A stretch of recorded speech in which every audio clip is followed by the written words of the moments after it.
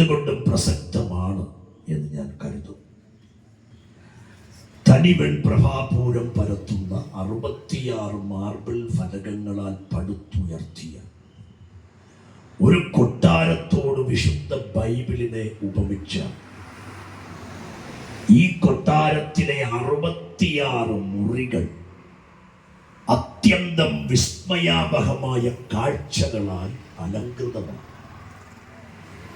ഒന്നാമത്തെ മുറിയായ ഉൽപ്പത്തി പുസ്തകത്തിലേക്ക് പ്രവേശിക്കുന്ന ഒരു വ്യക്തി കാണുന്നത് സർവശക്തനായ ദൈവത്തിൻ്റെ സൃഷ്ടിപ്പുകളാൽ അലങ്കൃതമായിരിക്കുന്ന സ്വീകരണ മുറിയാണ്. പുറപ്പാട് പുസ്തകം നിയമനിർമ്മാണ മുറിയാണ്. ലേവ്യ പുസ്തകം ആരാധനാ മുറിയാണ്. സംഖ്യാപുസ്തകം സംഭരണശാലയാണ്. ആവർത്തന പുസ്തകം കോടതി മുറിയാണ്. യോശുവ മുതൽ എസ്തേർ വരെയുള്ള 12 പുസ്തകങ്ങൾ ചരിത്രരേഖകൾ എഴുതി സൂക്ഷിച്ചിരിക്കുന്ന മുറിയാണ്.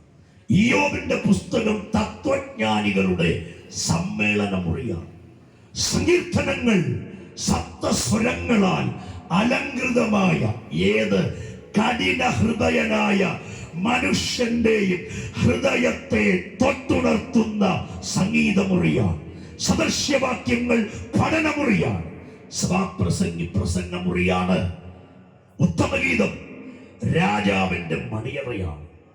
യെശയ്യാവ് മുതൽ മലാക്കി വരെയുള്ള 17 പുസ്തകങ്ങൾ പ്രവാചക സദസ്സാണ്. പുതിയ നിയമത്തിലേക്ക് വന്നാൽ മത്തായി, മർക്കോസ്, ലൂക്കോസ്, യോഹന്നാൻ 4 സുവിശേഷങ്ങൾ യേശുക്രിസ്തുവിന്റെ വ്യത്യസ്ത ഭാവങ്ങൾ വരച്ചുകാട്ടുന്ന മുറിയാണ്.